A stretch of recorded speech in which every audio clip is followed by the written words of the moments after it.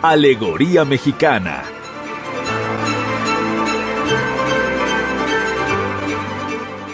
Conoce la alegoría mexicana que se esconde en los proyectos culturales y artísticos de nuestro país. Alegoría Mexicana.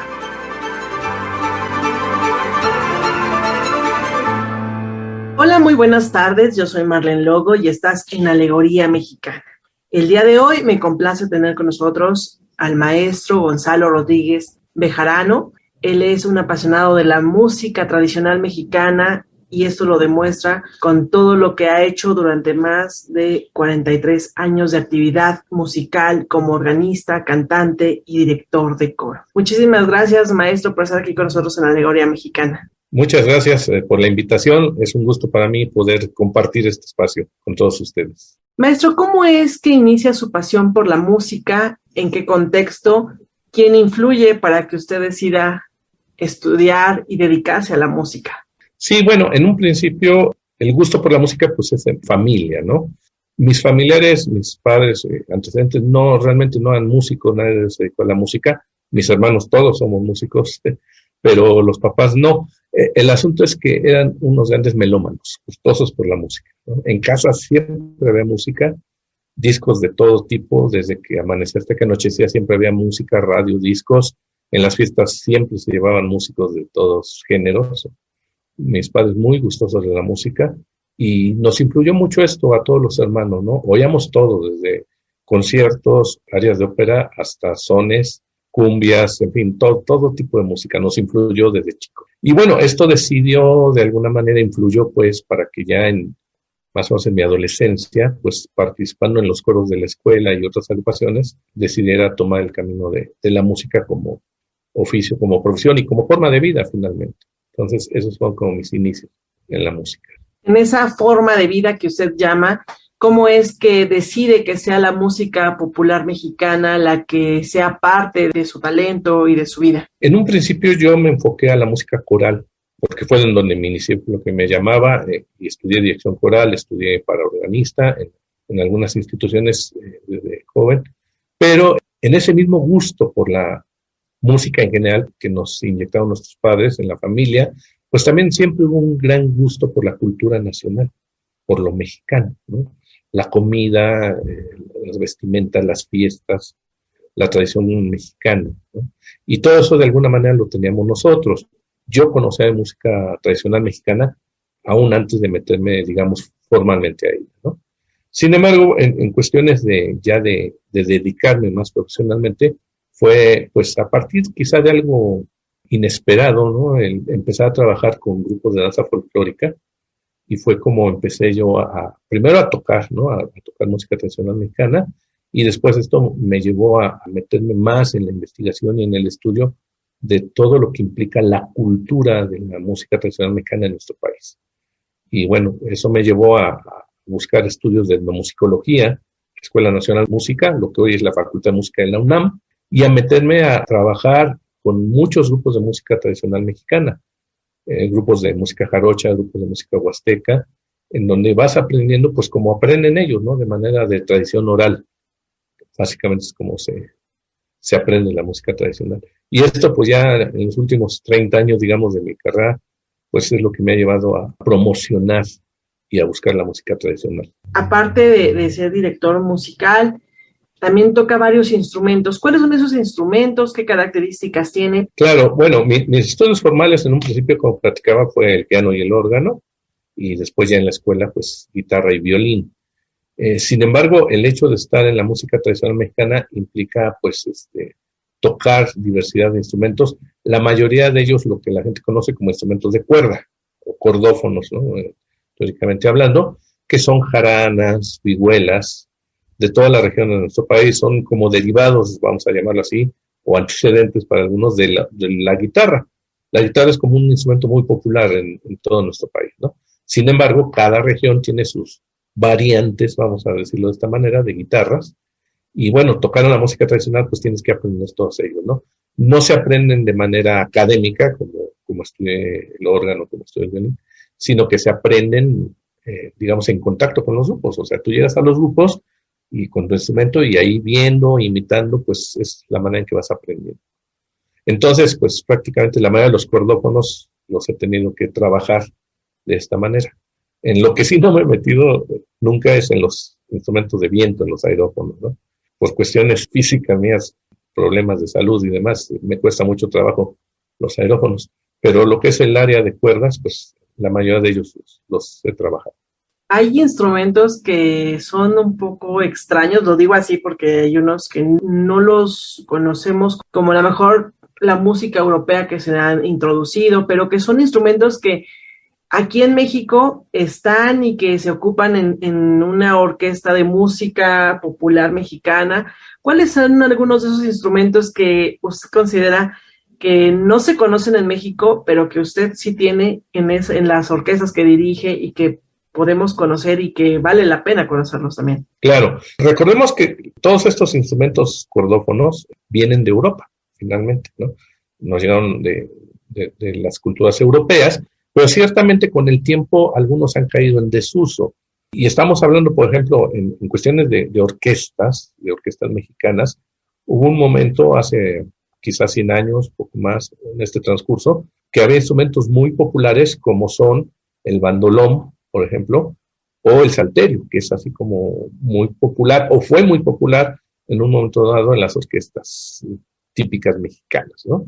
Y bueno, después van cayendo en desuso y siempre los medios masivos de comunicación van identificando un poco o van creando como parámetros de instrumentos y de música mexicana como muy limitados, ¿no? En la actualidad, más allá de la dotación, por ejemplo, del mariachi, que trae vihuela, guitarrón, violines, trompetas, difícilmente la gente de nuestro país conoce otros instrumentos. Son instrumentos que dan mucha riqueza sonora, muchas cualidades para la interpretación, muchas facilidades de timbres, y creo, la percepción que tengo desde mi trabajo docente, que en los últimos años se está haciendo una buena labor de reintroducción al gusto de los jóvenes de estos instrumentos. Lo comento porque en el caso de la orquesta con la que yo he trabajado, tenemos muchos jóvenes que se han enfocado a practicar y a conocer básicamente estos instrumentos, como el salterio y el bandolón, instrumentos que han quedado en el desuso, digamos, un tiempo.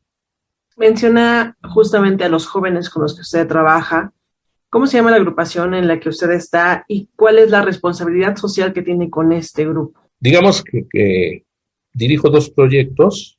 Uno de ellos es un grupo que últimamente hemos cambiado la denominación a Ensamble Mestizo. Ha tenido otros nombres, el grupo Calpulli en su momento, que tiene ya bastantes años. Con este grupo empecé en el 88 más o menos, con mis hermanos y con algunos compañeros músicos, haciendo difusión de la música tradicional y sobre todo trabajando con los grupos de danza que le comentaba, ¿no? Trabajando muy de la mano con las instituciones de danza folclórica. A lo largo de estos años el grupo ha ido cambiando de elementos y actualmente la base del grupo pues son mis hijos, ¿no? Pero sí, ya es como la segunda generación del grupo, pero seguimos en esa misma dinámica, ¿no? Esta es una agrupación, digamos, independiente, particular. Y por otro lado, a nivel institucional, ya tengo también varios años como docente en el Instituto Nacional de Bellas Artes. Y ahí, desde hace 9 años aproximadamente, nos hemos dado a la tarea de formar una orquesta, pues lo que la gente conoce como orquesta típica, lo que más popularmente se le llama, y es una orquesta con jóvenes estudiantes de música de la Escuela de Iniciación Artística número 3. Entonces, la idea de esta agrupación, en principio, es que los jóvenes, que los chicos incursionen en la música mexicana desde el instrumento que practican, sea el saxofón, el acordeón, el violín, el cello, lo que tengan. Pero además dándoles la oportunidad, si quieren aprender estos instrumentos que había mencionado, como el bandolón y el salterio, también se les da la oportunidad, ¿no? Y para este punto sí quiero recalcar el trabajo, el apoyo que ha sido de gran valía con la maestra Aranzazú Villarreal, a quien ya ustedes conocen, salterista, y ella es la encargada de formar a estos jóvenes salteristas de la orquesta. Entonces, con la orquesta, digamos que tengo como 2 objetivos. El primero de ellos es hacia el público, que el público conozca lo que son las orquestas típicas y la difusión de la música mexicana. pues aprovechando todos los espacios públicos, ¿no? Al ser una institución educativa, nuestros conciertos, nuestras presentaciones siempre son gratuitas, son en espacios abiertos, en espacios populares para todo público. Y el segundo objetivo es interno, es hacia los estudiantes de música, que de alguna manera es el objetivo que yo me he trazado trabajando en el instituto.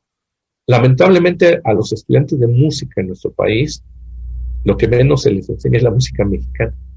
Incluso las desconocen los mismos maestros, no les interesa, algunos incluso la menosprecian. Y es muy triste darse cuenta que los músicos mexicanos profesionales de concierto saben mínimo o nada respecto a la música mexicana. Entonces, en este sentido, la idea no es que todos se dediquen a hacer música mexicana. Finalmente están estudiando para hacer músicos de concierto, pero pues por lo menos que conozcan y tengan el acercamiento a lo que es su música de origen. Ese sería el objetivo. Me parece lo que acaba de mencionar, que además de esta cuestión de transmitir el conocimiento, usted también es investigador, igual de la música tradicional mexicana. Como usted lo mencionó, egresó de la Facultad de Música de la UNAM y estudió la licenciatura de etnomusiología. ¿Qué es la etnomusiología y cómo se relaciona actualmente con su trabajo de investigación? Sí, bueno, la carrera es etnomusicología. Pues es el estudio de las músicas originales, digámoslo de esa manera. Recibe mucho nombre la carrera, en algunos lugares se le conoce como antropología de la música o musicología regional, etcétera, ¿no? Digamos, es el estudio del fenómeno musical en un entorno cultural. No podemos comprender la música a lo largo de la historia de la humanidad, es una manifestación social y cultural. Entonces, para entender el fenómeno musical, hay que comprender su entorno sociocultural. Entonces, básicamente los estudios etnomusicológicos se dedican a eso, a entender el contexto en el cual se desarrollan los diferentes fenómenos musicales. Y hablando de nuestro país, tenemos una gran diversidad de culturas y de regiones sociales, demográficas, en las que los fenómenos musicales son distintos entre sí. Si bien hay muchas particularidades en la manifestación musical tradicional, los entornos geográficos, económicos, históricos, dan características específicas a cada manifestación. Y la mejor forma de entender esas manifestaciones musicales es entender su contexto, ¿no? Y eso evita de alguna manera que se critique o se menosprecien algunas manifestaciones, sobre todo porque no se entienden. En este sentido, sí quisiera aclarar un poco que yo no me he metido mucho al estudio musicológico concreto de las regiones. En ese sentido, hay muchos investigadores, pero muchos, hay mucha bibliografía en México de compañeros, de maestros míos que son muy valiosas. Sin embargo, considero que hemos descuidado una parte que trato yo de cubrir en mi trabajo. Las investigaciones etnomusicológicas, y quizá pasa en general en la investigación científica en México, son muy especializadas. Van enfocadas a la gente de esa especialidad, se utilizan lenguajes científicos, digamos, especializados, pues, y pocas veces llega esta investigación al público en general.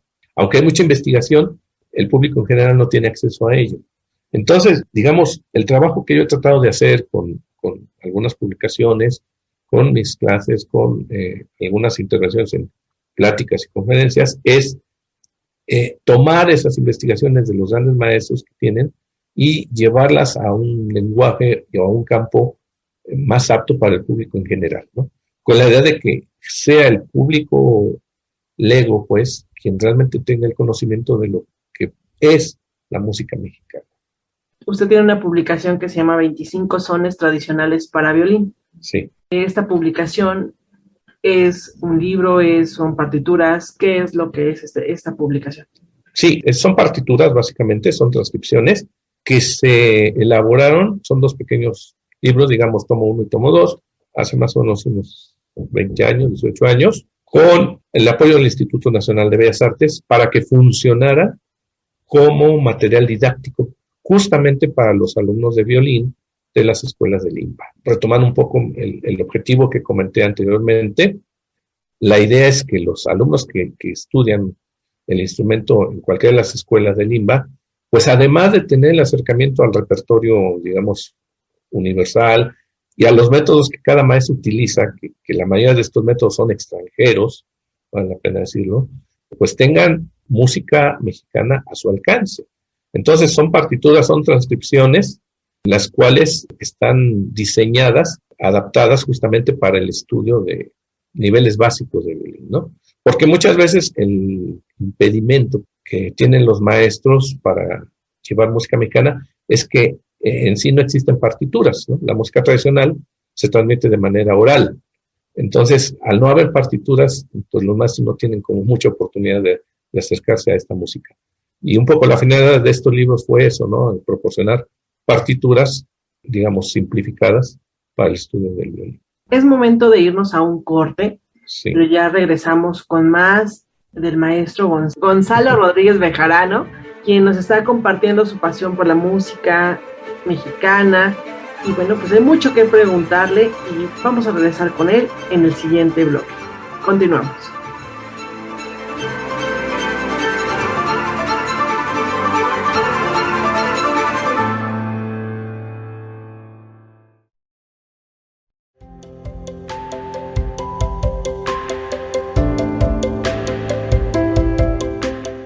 Hablar de salud no se trata solo de tener un cuerpo sano, sino también un equilibrio mental, emocional y espiritual. A esto se le llama el arte de sanar. Una serie radiofónica creada para ti que buscas nuevas alternativas. Itzy Dafne te invita todos los lunes a las 12 del día en tu programa El Arte de Sanar, México Legendario, la puerta a la cultura.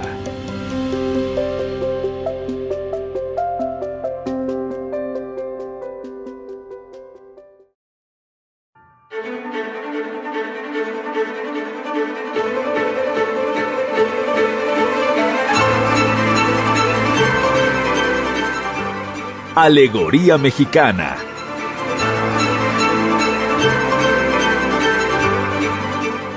Conoce la alegoría mexicana que se esconde en los proyectos culturales y artísticos de nuestro país. Alegoría Mexicana.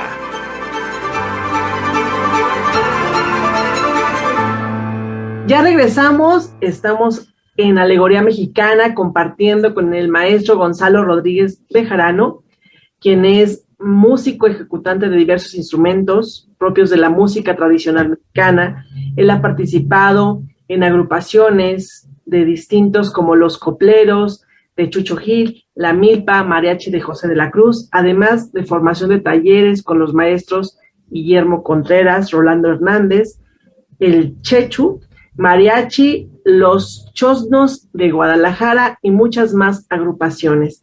Nuevamente, muchas gracias, maestro, por estar aquí compartiendo con nosotros. De nada, mucho.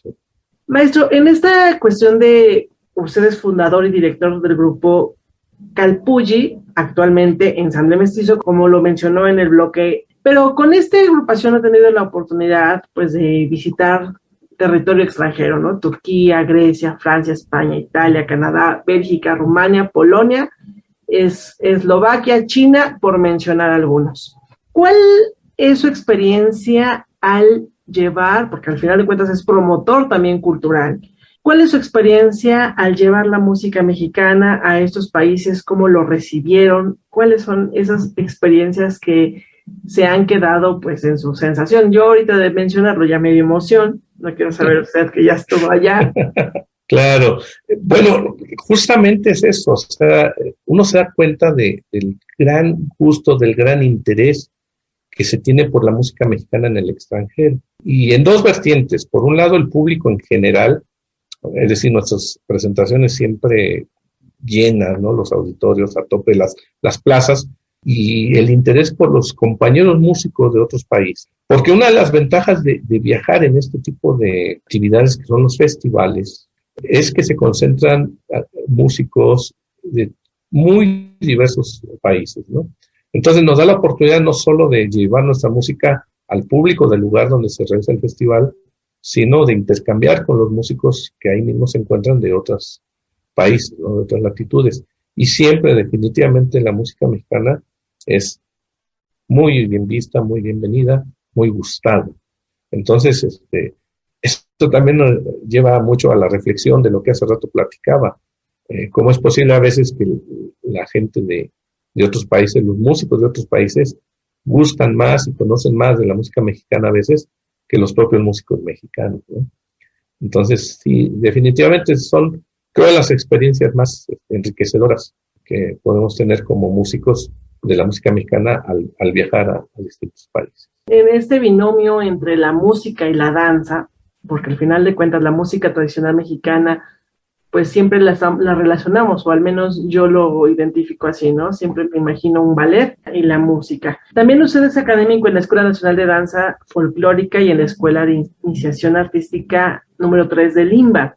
Así es. Y así también, bueno, pues es docente de la Escuela de Ballet Folclórico de México, de Amalia Hernández, un ballet muy reconocido en nuestro país. ¿Cómo es esta conjunción entre la música y la danza? ¿Por qué es tan necesaria? Bueno, no solo es necesaria, es un binomio que en realidad van de la mano siempre.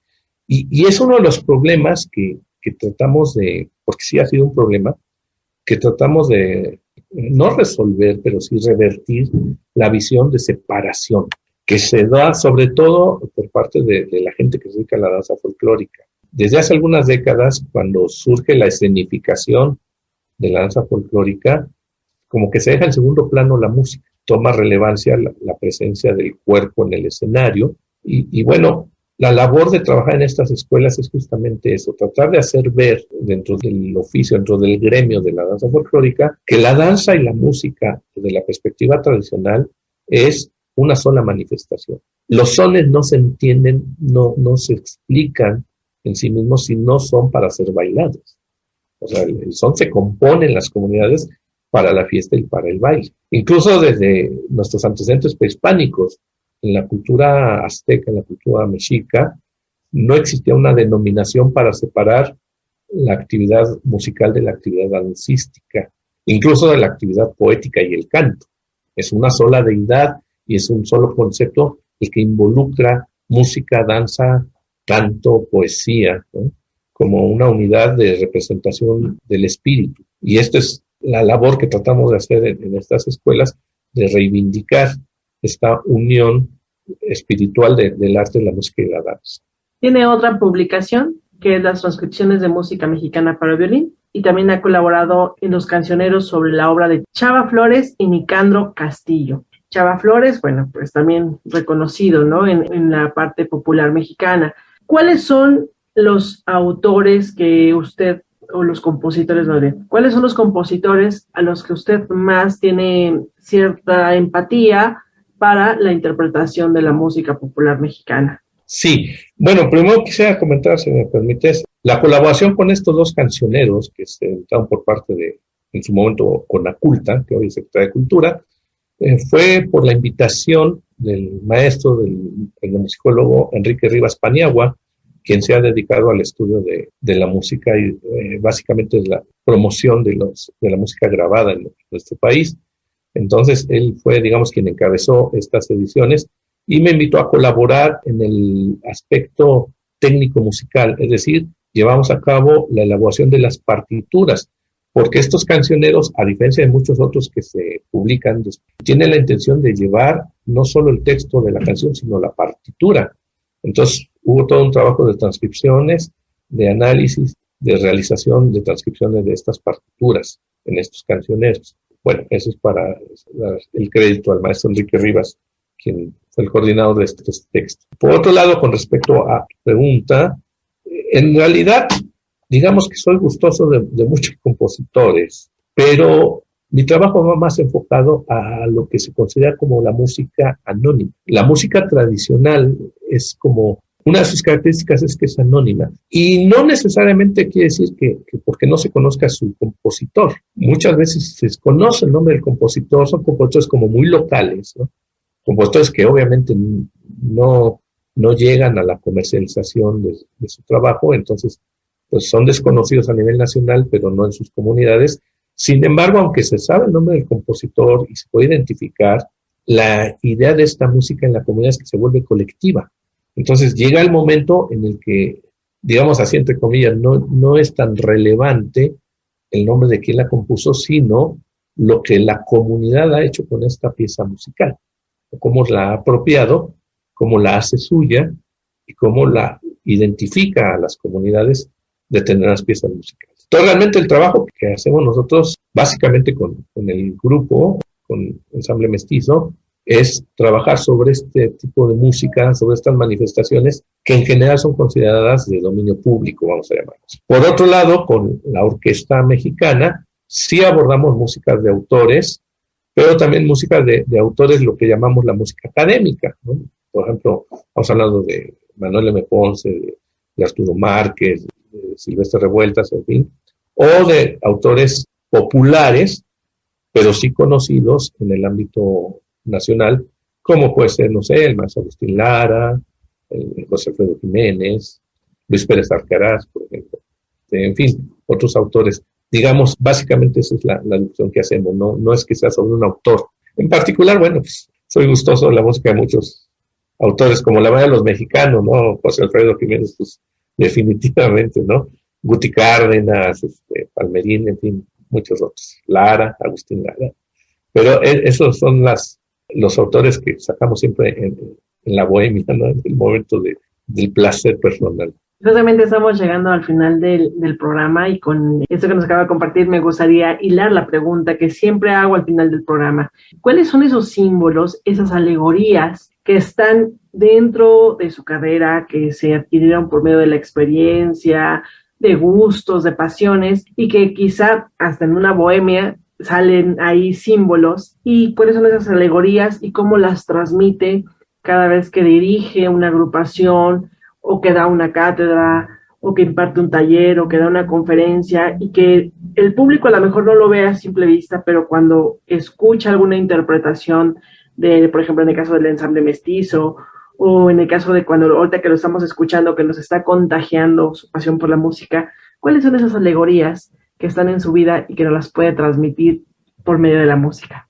Creo que la vida misma es una alegoría. Es decir, cuando uno es apasionado de lo que hace, tu comportamiento, tu conducta diaria, tu conducta cotidiana va en ese sentido. Y no es cuestión de modas o de estereotipos premeditados. Ciertamente pueden ser estereotipos, ¿no? Sino que se forman en el día a día. Uno vive impregnado de estos símbolos, de estos signos, ¿no? Creo que todo el mundo tiene símbolos, signos en su cotidianidad.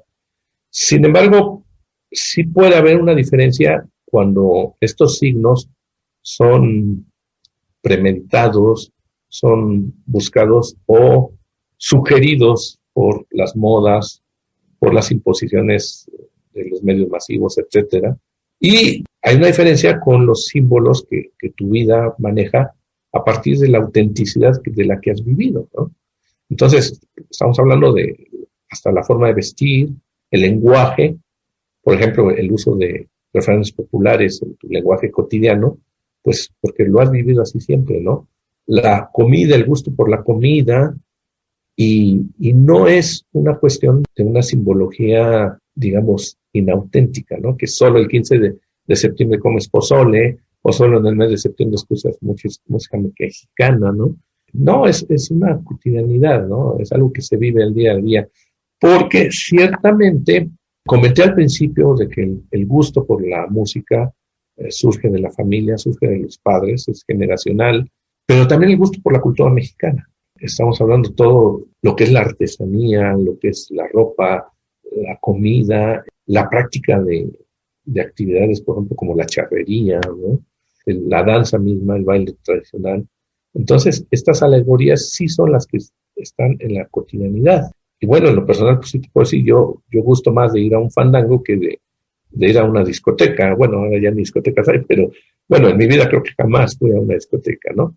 Pero estar en los fandangos, estar en los eventos de música tradicional, estar en lugares como pulquerías, por ejemplo, ¿no? Que pareciera como muy trivial, pero finalmente es lo que llena a uno de acuerdo a la vida que uno ha llevado en relación, en este caso, con la música, con la danza y con la cultura nacional. Creo que mi vida está llena de alegorías nacionales, culturales, que de repente ni siquiera son conscientes para mí, ¿no? Pero que supongo que eso también refleja, en el caso de mi trabajo docente, hacia mis alumnos, o en el caso del trabajo musical, pues hacia el público, porque, digamos, la música, la danza, la vida cotidiana son congruentes en mi actividad cotidiana. A mí me gusta mucho la música popular mexicana, debo de reconocerlo y bueno, por algo México legendario, ¿verdad? Claro. Pero al final de cuentas, yo siempre he dicho que somos eso, ¿no? Como se lo menciona, el producto de una familia, principalmente pues la ideología, ahí es la primera escuela, ¿no? Y es lo primero que nos transmite. Y bueno, usted menciona, es generacional. En el caso de usted, ¿sus hijos también se dedican a la música? Sí, vamos, y se transmite pues el gusto, aunque claro, finalmente en la persona de cada uno, pues ellos tienen su propia música, como músicos cada uno ha tomado diferentes caminos profesionales, pero convergemos todos en la música mexicana, ¿no? O sea, pueden tocar otros géneros, pueden dedicarse a trabajar en otras agrupaciones, pero llega el momento en que hacemos todos con el mismo gusto música mexicana. Pues maestro, muchísimas gracias, de verdad que me estoy muy emocionada, justamente también por el gusto que yo tengo hacia la música popular mexicana. Pues le agradezco muchísimo el que viniera a compartir con nosotros aquí Alegoría Mexicana. Los micrófonos de Alegoría Mexicana están abiertos, al igual que México Legendario. Esperemos en algún momento compartir con usted algún escenario, porque también nosotros somos promotores y también hacemos eventos culturales, entonces pues sería maravilloso tenerlo con nosotros en el México Legendario. Claro que sí, será un gusto compartir, estamos a la orden con la orquesta y con el ensamble, pues también con todo gusto cuando se vaya abriendo los espacios, cuando ya se pueda, pues con todo gusto participaríamos con usted. Pues muchísimas gracias, yo les pido al maestro Gonzalo Rodríguez Bejarano, maestro, músico, director, y sobre todo un apasionado por la música nacional, por la música popular tradicional mexicana. Muchísimas gracias por haber estado con nosotros. Gracias, Marlene, por la invitación. Saludos. Bueno, pues yo me despido. Yo soy Marlene Logo. En la producción Mario de la Fuente. Esto es Radio México Legendario 2021. Hasta la próxima.